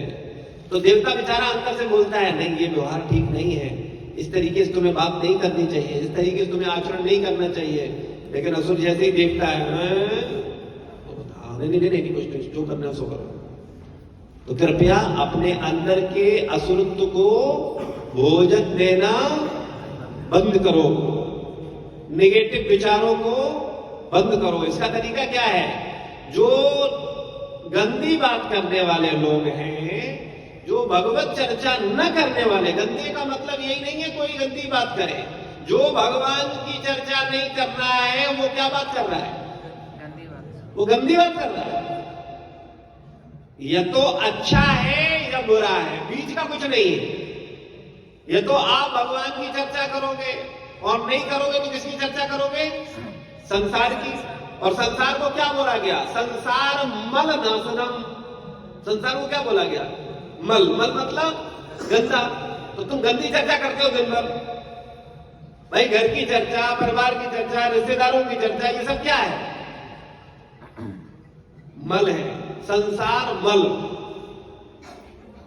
तो जब तुम ये चर्चा करोगे तो क्या होगा? तुम्हारे अंदर जो बुरी भावनाएं पोषित होती रहेंगी, तुम्हारा असुरी हमेशा जीतेगा।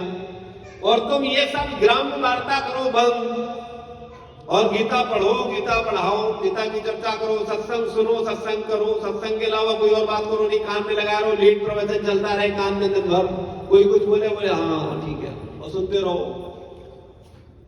तो तुमने भोजन देना कैसे शुरू कर दिया? देवता को। और बिल्कुल असुर का भोजन बिल्कुल ब्रेक लगा दिया चारों तरफ से। तो क्या होगा? असुर कमजोर पड़ जाएगा। तो कौन जीतेगा? देवता जीतेगा। लेकिन आप लोग चाहते नहीं हो आपका देवता जीते। आपको लगता है सारा मजा खत्म हो जाएगा अगर असुर मर गया तो इसलिए हम लोगों को क्या करना है?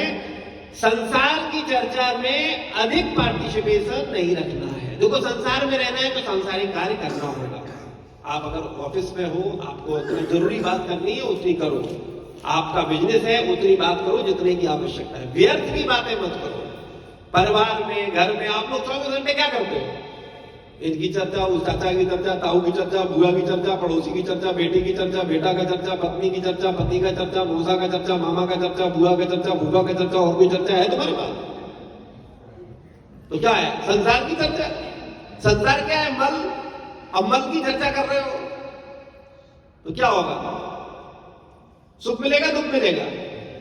अच्छा, इन सब की चर्चा करते करते बूढ़े हुए जा रहे हो, बताओ आनंद में हो? तो क्यों नहीं सुधार रहे हो अपने? और नहीं सुधारोगे, यही चर्चा करते रहोगे, रोते रहोगे, सत्संग में आते रहोगे, रोते रहोगे, प्रभु जी 10 साल हो गए हम जैसे तैसे, तो हम क्या करें? तुम्हें जो बता रहे तुम सुन ही नहीं रहे। संसार की चर्चा, ग्राम्य वार्ता सुनना बंद करो और भगवान के विषय में अधिक से अधिक सुनो, अधिक से अधिक पढ़ो, भगवान का चिंतन करो, भगवान की लीलाएं पढ़ो, भगवान को सुनो। देखो, आपको आनंद आता है कि आनंद ही आनंद होगा।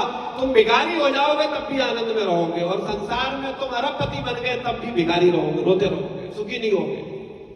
बुद्धिमान बनो, ठीक है ना? गुरु जी, एक प्रश्न है कि आपने तो भगवान का साक्षात्कार किया होगा, ऐसा मुझे लगता है, पूरा विश्वास है। तो वो किस तरह से किया था, मतलब और किस एज में आपको पहली बार महसूस हुआ, या कब भगवान मिले, कैसे मिले, कैसे थे? मतलब कब महसूस हुआ कि भगवान हैं? तो मुझे अभी तक नहीं हुआ हमको, वैसे मैं ये पूछना चाह रहा हूँ, कितना समय लगता है? देखिए, भगवान किसी के अधीन नहीं है, वो स्वाभाविक कृपालु है। जिस दिन वो देखेंगे कि आपके अंदर उनको प्राप्त करने की लालसा है, वो आ जाएंगे। केवल लालसा को जगाओ।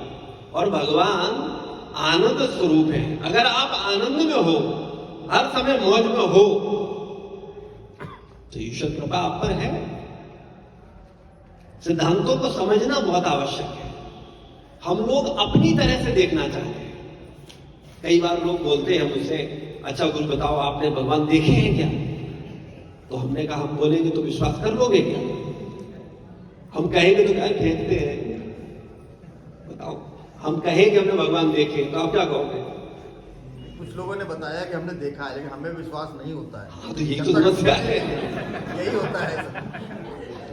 तुम्हें तो विश्वास तब भी नहीं होगा, मैं आपको ईमानदारी बता रहे, अगर भगवान आके तुम्हारे सामने खड़े हो जाए तो ईमानदारी बता रहे, तुम्हारे टटोलोगे, बोले बेरुपिया आ गया, कहां से भगवान? हमें तो नहीं लग रहा भगवान। भगवान जानते हैं हमारी मानसिक स्थिति, भगवान जानते हैं। भगवान जानते हैं कि विश्वास ही नहीं करेगा, इसलिए इसके पास क्या जाए। अच्छा, एक बात बताओ, तुलसी बाबा को भगवान राम ने दर्शन दिए, कहां दिए थे? चित्रकूट के घाट पे। तुलसी बाबा उन्हें पहचान पाए। हनुमान जी ने कहा कि ये भगवान है, अब उन्हें हनुमान जी पे विश्वास है इसलिए मान लिया। नहीं, हम जैसे होते तो क्या कहते? अरे बेवकूफ बना दिया ना तुमने हमें। तो हम लोग तो ज्यादा सियाने लोग हैं, ज्यादा सियानों का कल्याण नहीं हो सकता, ये हमेशा ध्यान रखिएगा। जो ज्यादा होशियार लोग हैं, इनको तो भगवान भी कल्याण कर पाए। और दुर्योधन ज्यादा होशियार था कि नहीं था? पांडव मूर्ख थे। जब भगवान लेटे थे तो भगवान बोले, देखो एक तरफ मैं खड़ा रहूंगा और मैं भी कोई अस्त्र नहीं लूंगा, चुपचाप ऐसे ही खड़ा रहूंगा। तो दुर्योधन ने दिमाग लगाया, बोले तुम खड़े ही रहोगे तो करेंगे क्या? एक सुदर्शन से ही आशा थी हमें, वो तुमने मना कर दिया कि हम जो उठाएंगे नहीं। और एक तरफ आपकी इतनी अछवाणी सेना, बोले हमें तो सेना दे दो।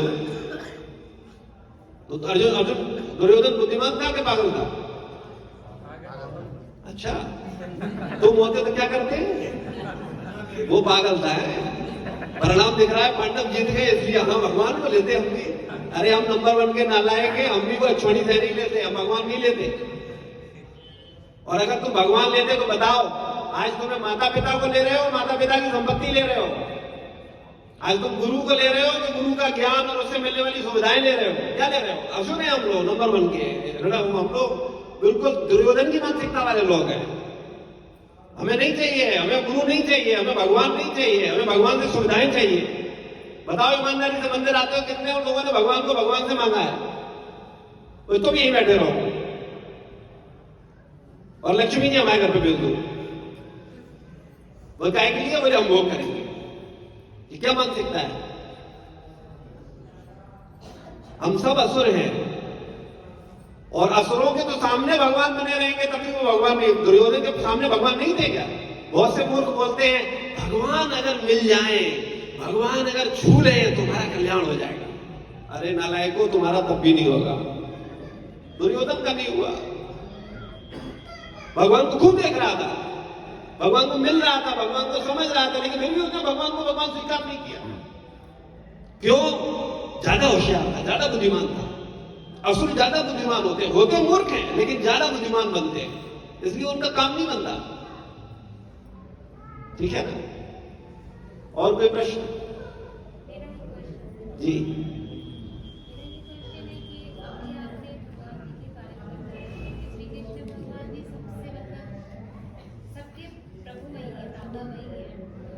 लेकिन ऐसी कौन सी शक्ति है जो माता वैष्णो, ज्वाला माता, विंध्याचल माता के लोग, बूढ़े बूढ़े लोग, अपंग लोग भी चढ़ जाते हैं?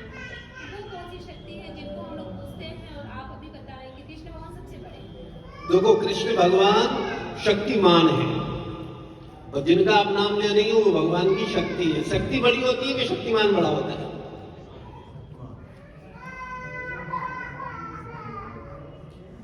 शक्ति बड़ी है कि शक्तिमान बड़ा है? शक्तिमान के पास एक शक्ति नहीं है, वह उसमें हजारों शक्तियां हैं। आपने तो केवल एक शक्ति की चर्चा करी। भगवान की कई शक्तियां हैं, अंतरंगा शक्ति, बहिरंगा शक्ति। भोले बाबा जगन्नाथ पुरी लोग जाते हैं, फिर या अमरनाथ चले जाते हैं। अमरनाथ कितना मतलब बहुत तपस्या करके जाते हैं, फिर भी लोग जाते हैं, दर्शन करके चले जाते हैं। वो भी तो एक हमारे भोले बाबा ही हैं, उनकी ही शक्ति है। तो आपने बोला कि कृष्ण भगवान सबसे बड़े हैं, तो क्या मेरे मन में ये क्वेश्चन था कि अगर हम भगवान जी का, भोले बाबा का नाम ले रहे हैं और कृष्ण भगवान का भी नाम ले रहे हैं, तो क्या हम भगवान बट गए? आपने तो बांट ही दिया। मैं ये पूछ रहा हूँ आपसे। आपने स्वयं बांटा ना। देखो, समझो इसे। भगवान शास्त्र में स्पष्ट बोल रहे हैं, स्वयं ब्रह्मा बोल रहे हैं, शिव जी बोल रहे हैं। शिव जी क्या बोलते हैं? उमा कहूं मैं अनुभव अपना, सबका हरि भजन जगत सब सपना। हरि का भजन करो, उमा को बोल रहे हैं। अपनी पत्नी को बोल रहे भगवान को भजन करो। पार्वती माँ पूछती है, बोले हम तो जानते हैं आप ही महादेव हो, सबकी प्रॉब्लम आप सॉल्व करते हो। कहीं कोई प्रॉब्लम होती है देवता भगे चले जाते हैं, बोले महादेव महादेव शरण में लो और आप उनकी प्रॉब्लम दूर कर देते हो। लेकिन हम देखते हैं कि तुम भी ये चिंतन करते हो, समाधि में बैठते हो, ये किसका ध्यान करते हो? तो पद्म पुराण में शिव जी बोलते हैं, बोले मैं नंदे के लाला। पार्वती माता तो खुद भी विष्णु भगवान का पूजा करके ही वो विष्णु सहस्त्रनामा पढ़ने के बाद ही वो भोग लगाती थी। हाँ, तो फिर तो इसका मतलब है, स्पष्ट रूप से शास्त्रों में वर्णन है, एकले ईश्वर कृष्ण और सब भृत्य। एकमात्र ईश्वर कृष्ण है और सब भृत्य मतलब होता है दास, और सब सर्वेंट है। हनुमान जी कौन है? भगवान के सर्वेंट, दास है। शिव जी और हनुमान जी रुद्रावतार है कि नहीं? तो ये कौन है? दास है। वो स्वयं स्वीकार कर रहे हैं। तो बहुत से लोग उदाहरण देते हैं रामेश्वरम का, बोले अरे रामेश्वरम में भगवान ने उनकी पूजा करी थी, तो वो उनके भगवान है, ये उनके भगवान है। तो उनसे पूछो जाके, फिर भगवान ने तो सुदामा को भी अपने सिंहासन में बिठा के उनके आंखों से आंसू से पैर धोए थे, तो सुदामा भगवान हो गए। देखो, परब्रह्म परमात्मा एक है, और वो कौन है? भगवान श्री कृष्ण। मैं नहीं कह रहा, ब्रह्मा जी बोल रहे हैं। शिव जी की उत्पत्ति किससे हुई? ब्रह्मा जी की भ्रकुटी से शिव की उत्पत्ति। ठीक है ना? शिव जी को उत्पन्न करने वाले कौन है? ब्रह्मा। सदाशिव की बात नहीं कर रहे। और वो ब्रह्मा क्या बोल रहे हैं? ईश्वर परमः कृष्ण सच्चिदानंद विग्रह अनादि आदि गोविंद सर्व कारण कारण, वो सभी कारणों के कारण है। ब्रह्मा बता रहे हैं, शिव जी कह रहे हैं, हनुमान जी कह रहे हैं, सब तो बोल रहे हैं।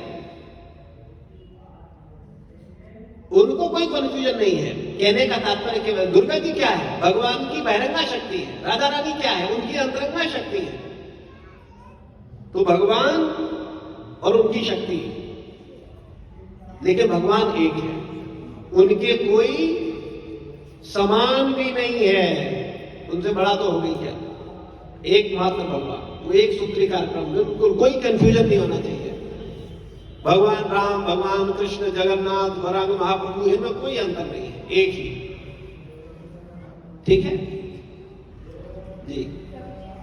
मुझे पूछना है कि 3 तरीके के विष्णु जी हैं, ये क्या अलग-अलग ब्रह्मांड में तीनों अलग-अलग मूर्ति हैं? नहीं नहीं, हर ब्रह्मांड में गर्भोदक्षाई विष्णु, तीनों का रोल अलग अलग है ना।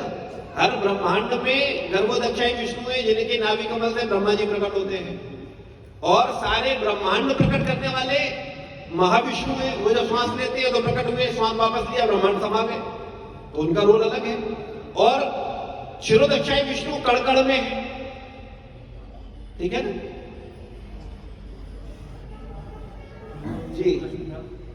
जैसा भी आपने बताया, तो इसमें हमारे 18 पुराणों में 3 पुराण ऐसे हैं जो थोड़ा सा भेद उत्पन्न करते हैं जी। श्रीमद् देवी भागवत, शिव महापुराण और श्रीमद् भागवत। तो इसके बारे में देखिए, कई बार लोग पढ़ते हैं, जब हम स्वतंत्र रूप से शास्त्रों का अध्ययन करते हैं तो उनमें जब आप देवी भागवत पढ़ते हो तो वहां सब कुछ पता चलता है देवी जी है ना। जब आप शिव पुराण पढ़ते हो तो वहां पता चलता है सब कुछ शिव जी है। तो लगता है कि अरे हाँ, तो देखो इसमें शास्त्र में लिखा है। लेकिन हम लोगों को हमेशा शास्त्रों को पढ़ना चाहिए गाइडेंस में, गुरु के निर्देशन में, वरना हम क्या करेंगे, कुछ का कुछ समझेंगे। ठीक है ना। कई बार भगवान शब्द का प्रयोग भक्तों के लिए भी कर दिया जाता है। भगवान शिव, भगवान नारद, भगवान ब्रह्मा, है ना। तो भगवान का प्रयोग उनके लिए भी कर दिया जाता है, लेकिन वो करने से क्या भगवान हो गए।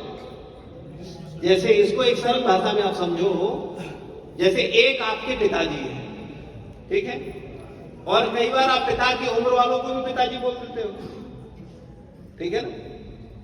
तो जो कम बुद्धिमान लोग हैं, अरे अरे इनके कितने पिताजी, अभी आप तो इनको पिताजी बोला, अभी बोले अभी ये पिताजी है, कितने पिताजी है इनके भाई। क्यों, वो कम बुद्धिमान है ना, उसे पता नहीं है। बोले अरे अरे ऐसे कैसे, अभी इन्हें खुद अपने मुंह से बोला पिताजी इधर आओ बैठो। समझ में आई बात। तो कहने का तात्पर्य यह है, हमको ये समझना होगा कि क्या, और वो समझने का एक स्तर होता है।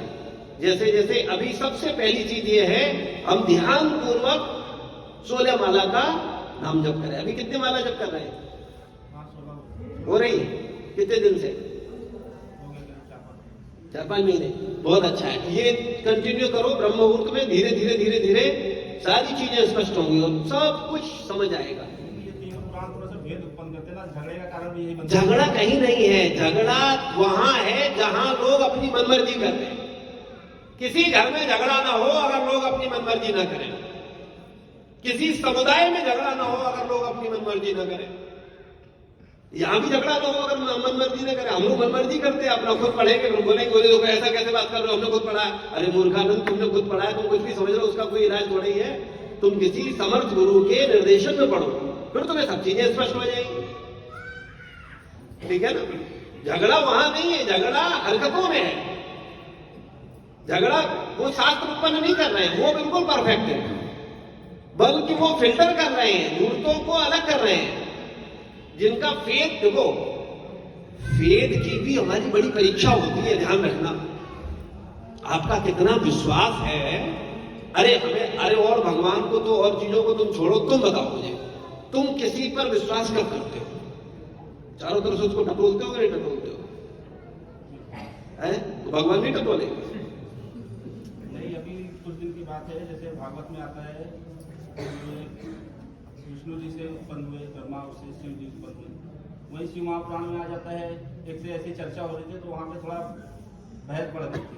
बहस करने के लिए नहीं भाई, देखो चैतन्य महाप्रभु ने हम लोगों को एक बात सिखाई, जो बहस वाला स्थान हो वहां प्रणाम करो और उन्हें आदर दो। बोले आप श्रेष्ठ हो, हम बहस करने के लिए नहीं आध्यात्मिक जीवन में आए हैं। हम केवल अपना भजन, अपना शुद्धिकरण, अपना प्रेम प्राप्त करने आए। जो सुनना चाहता है, श्रद्धालु है, उसे सुनाओ। जिसे नहीं सुनना है, जिसे समझना ही नहीं है, आप कोई बच्चा पढ़ना नहीं चाहे, उसे पढ़ा पाओ, आप उसे पटकने लगोगे, वो आपको पटकेगा, उससे क्या फायदा होगा? तो इसलिए हम लोगों को ये काम नहीं करना है। कहीं संसार में जब आप प्रचार करोगे, चर्चा करोगे, तो ऐसे बहुत सारे लोग मिलेंगे जो भिड़ना चाहेंगे, लेकिन आपको बुद्धिमान बनना है, आपको भिड़ना नहीं है। उनको आदर देना है, प्रणाम करना है, ठीक है। आपको जो सोच रहे हो आप सोचो, जो मान रहे हो मानो। भाई आपको अगर सुनने और समझने की इच्छा नहीं है तो आप जो समझ रहे हो समझो, हम काहे के लिए अपनी एनर्जी वेस्ट करें? तो वहां पर अपने को लड़ना नहीं है। ये नहीं कहना बोले नहीं प्रभु जी हम तो जीत के ही आएंगे, ऐसा नहीं है। हमें बहुत विनम्रता से विचार करना है। और कोई व्यक्ति अगर अपनी विद्वत्ता का वो दिखाता है तो चैतन्य महाप्रभु ने हम लोगों को सिद्धांत दिया है कि हम लोगों को हमेशा क्या करना है, अपने को मूर्ख स्वीकार करना है। हमें इसमें कतई झिझक नहीं होनी चाहिए। हमें ये नहीं सोचना चाहिए नहीं हम प्रकांड विद्वान है, बोले आओ शास्त्रार्थ करो आकर के हमसे, बोले हम ले आओ जिसको ले आना, बैठेंगे हम लोग। नहीं भाई, तो आप ज्ञानवान हो, आप बने रहो, हम तो मूर्ख है। हम तो बस चुपचाप भगवान का भजन करते हैं और उनके लिए रोते हैं और उनसे प्रेम करने का प्रयास करते हैं, बस। और हमें कुछ नहीं करना है। जो बुद्धिमान है, जो ज्ञानवान है, जो शास्त्रज्ञ है, जो तत्वज्ञ है, उसे वो बना रहने दो, उसको उसका ज्ञान मुबारक हो। हमको लोगों को उस चक्कर में पड़ना ही नहीं, ठीक है? ठीक है।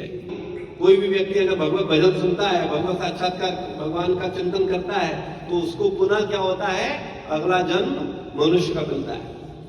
जब आप हरे कृष्ण महामंत्र करते हो जोर से, तो उसका फायदा एक होता है, पहला फायदा तो हमें होता है और दूसरा फायदा सबको होता है जो जो भगवान का नाम सुनता है। क्योंकि नाम जपना और नाम सुनना बराबर फल लाएगा। आपने कहा कृष्ण, उसने कहा नहीं बोलेंगे कृष्ण, सुना तो कृष्ण, बराबर फायदा हो गया। तो हम लोग जब नाम लेते हैं तो ये वृक्ष, कीट, जितने लोग हैं, जितनी जीवात्मा है, ये सब सुनती है, तो ये सब क्या होती है, प्योर होती है। और इनको भगवान क्या करते हैं, मौका देते हैं कि जाओ मनुष्य शरीर प्राप्त करो, मनुष्य शरीर में तो भक्ति कर सकते हो, ठीक है।